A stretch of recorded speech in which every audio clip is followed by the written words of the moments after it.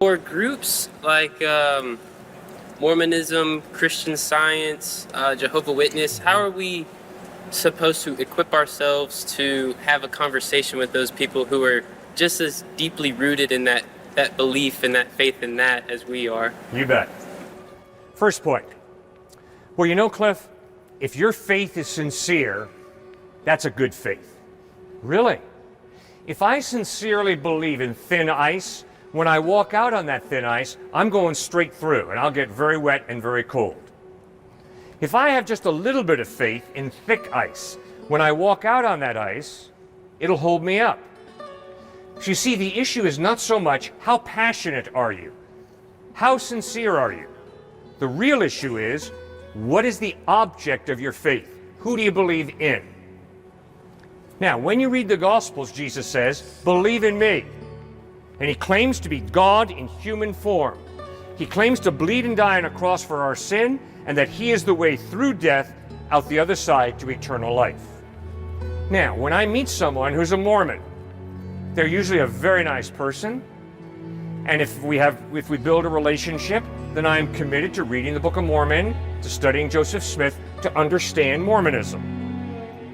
And I'm sorry, when you study the life of Joseph Smith, you do not want to trust that man.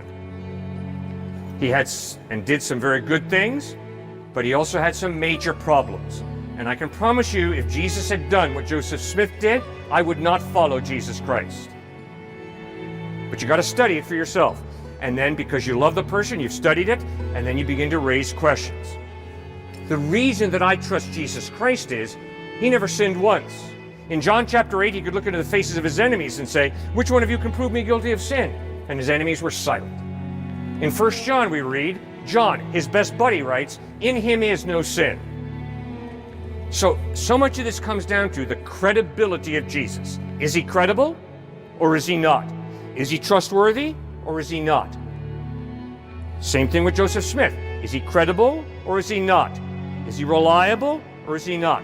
And if he says, I believe in Jesus and I'm a Christian, then he better not contradict Christ, because then we got a major intellectual problem. Now, the same thing with Jehovah's Witnesses. Obviously, Jehovah's Witnesses are usually very fine people, very kind, very good people, all right? And I respect them and love them highly, okay? But Jesus claimed to be the eternal God. John chapter 1. In the beginning was the Word, and the Word was with God, and the Word was God. And to deny the deity of Christ is to make a fundamental mistake about who Jesus really is. So with my Jehovah's Witnesses friends, we've got to discuss. Does the evidence of the New Testament point to Christ by his words and his actions claim to be God, or does it not? And I think it's rather clear. He obviously claimed by both his words and his actions, accepting the worship of Thomas after his resurrection, that Christ claimed to be God.